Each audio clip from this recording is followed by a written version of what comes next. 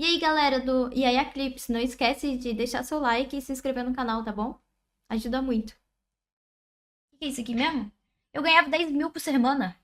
Eita, por semana? Ex-mafioso Michael Francese. Mike Tyson. Oh, Mike How were Tyson. you when you became a made man? I was when I became a recruit. I was 22. Yeah. Cara, isso que eu não entendo. Se todo mundo já sabe que ele é um mafioso, por que ele não tá preso? And I took the oath when I was 24, 2 years later. All right, so listen, how do you, your mindset, like my mindset. Yeah. So I'm a made guy in the neighborhood. Nobody Leandro. fuck with me. Put their hands Obrigadão, on viu? me, but I can fuck with you.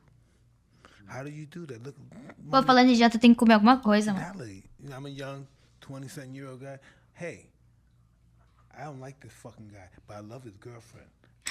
Eu não gosto desse cara, mas gosto da namorada dele. Vocês aí, com os amigos de vocês. Kill that motherfucker. That's my main time. You know what I mean? If I want this, kill them. You know what I mean? If I want that fucking house, he has a business, fuck him. If I was a mom, that's not, so does that thought goes through your mind? You know, Mike. Now, honestly, I got involved in the life really to help my father. I mean, that was my whole motivation. Oh, see, I would be so self-absorbed and stuff from the mob. If I was in the mob, I'd be so self-absorbed. Yeah, but you know what? It happens. I mean, it's a rush because, you know, you got a ringside table wherever you go. People give you a lot of respect. And, you know, you try to carry yourself the right way. You don't want to abuse that. How do you but do? You never had that before, and all of a sudden, boom! It's never like this. I give you a little bit at a time. It's just all at once. Boom! You're made. Yeah, but understand, I grew up with it. You know, I mean, look, I spent my childhood in the Copacabana meeting everybody from Sinatra on down. So, you know, my dad was that kind of a guy. I mean, when he walked into a place, I mean, he was a different guy. Respected. People Eu sou assim. really looked up to him. They really respected him. He carried himself well, and he was a tough guy. I mean, there's no question about it, you know. So, I mean, I grew up around it, and I really admired and respected my dad. But when I got into the life, you know, I wanted to, number one, I wanted to get him out of prison, so I worked hard on that. And number two, honestly, I wanted to be the best possible mob guy I could be. So What's that I worked. consist? Yeah, what did that mean? You know, in that life, you kind of make your Cara, a gente tá vendo podcast de um mafioso, tá ligado? own way. They had guys. I'll give you an example. I took the oath in 1975, right on Halloween night. Actually, there was Wow. 6 of us that night that took the oath, and we had 115 made guys that actually took the oath. Out of the 115, A gente tem 2 bandidos querendo a presidência. Caralho. 20 of us were earners.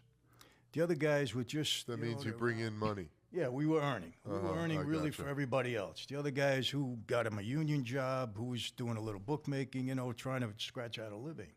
So I was determined to make money, and I had a head for business, and I used the life. I knew how to use the life to benefit me that way. So I took advantage of that, you know, and I got involved in a lot of different things. And, you know, I came upon a scam. I'll tell you what happens, Mike. There was a guy, Italian guy around me, right? He kept coming to me. He had a couple of gas stations on Long Island. He had like a wholesale operation. So he comes to me and he says, Mike, he says, you know, I got these 2 guys from another family. They keep trying to extort me. He said, you got to help me out. Because I was kind of the guy on the island when I moved out there. I did some research on this guy, and I found out that he had testified in a case, a civil case, against the governor's brother at the time. So I didn't want to have anything to do with him, right? He kept coming back. He said to me, listen, if you help me out, I got a way to defraud the government out of some tax on gasoline. Got my Caralho. attention, right? I hated the government. So I said, well, explain it to me. So he tells me this little thing. I said, all right, we're going to go into business together. I said, I want to form a new company. That's it. So I get rid of the 2 guys that were bothering him. I didn't get rid of, you know, I made them go away. And I put this guy, Vinny, around me. I had a guy around me. He's a big guy, right? He was a butcher. Big scar across his head, a real, you know, Sounds gnarly. yeah, a real 4-bar. I says, Vinny, watch this guy, Larry. Let's see if he's got something. Tell me what he's got. About 2 weeks later, Pô, isso me lembrou aquele podcast que a gente viu do Pedrinho Matador. Tá maluco. comes to my house on a Saturday. He used to bring me meat every Saturday. He was my butcher. And he's got a box on his shoulder. And he rings the doorbell. You're And I hoping said, it's money, right? no, I'm saying, said what are we picky. doing with all this meat? We having a party or something? I don't know about it. He says, hey, Chief, come into the kitchen. It ain't meat. He puts the box on the table. He opens it up. $320,000. 320 mil dólares. He said, this is the first week's take in the gas business. Smelled like gasoline, right? I didn't care what it smelled like at that point, but he got Pô, uma vontade de cavar algum lugar e achar gasolina, mano. Pra ficar rico. my attention. So what happened, Mike, over the next 8 years, I took that from 320,000 that week to almost 10 million a week. We had about Petróleo, é. 350 gas Foi mal. stations. How many people were getting that money? How many people did you have in your crew that was getting that money? Well, you know, I was supporting a lot of people, the guys at work, and I was kicking up to the family. I was giving them $2 million a week. You know, you got $2 million a week, it buys a lot of 2 KKK vai milhões. ter que cavar o pátio do posto lá. loyalty, as you know. É, vai que tem embaixo da minha Se casa, não você sei. achar, você tem que dar a sua casa pro governo. Eu vou achar e ficar escondida. You know what I mean? So, I would think Vou entrar na máfia. Hell yeah, I would say, go ahead, man, do what the fuck you want to do. yeah, I mean, you know. And so they made me a captain in 1980. They elevated Vou abrir um posto de gasolina ali, mano. me to that position. And I grabbed, I got a deal with all the Russian guys out of Brighton Beach. You know, they were my partners Pra que esse chifre aí? Vai catar petróleo KK.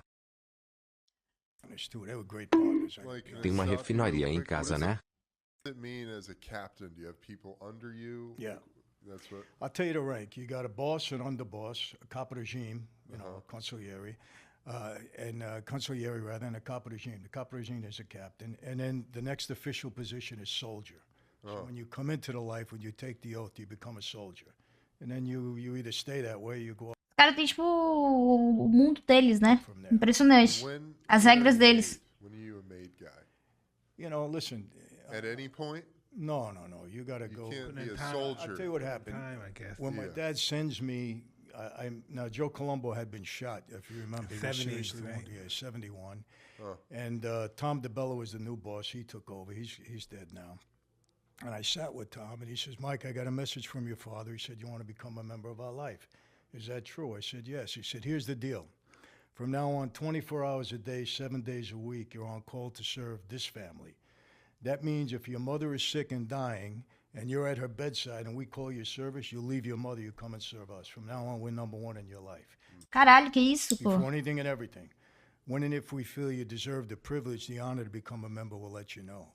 And you're in a recruit period where you have to do anything and everything you're told É to do máfia, to prove irmão. yourself worthy. And you know, listen, people ask all the time. Number one question, Mike. Kill anybody. Did you ever kill anybody? No, I got three top questions. Number one, did you ever kill anybody? Number two, where's all your money buried? And number three, where's Jimmy Hoffa buried? Those are the Yeah. three top questions. All the time. I can name them wherever I go. It doesn't matter. So, you know, after about 2 years, I proved myself worthy, and then we got called in on, it was Halloween night. Porra, 2 anos pra provar que tu é digno de fazer o bagulho. Que 1975, loucura. in a secure place in Brooklyn, and we all took an oath.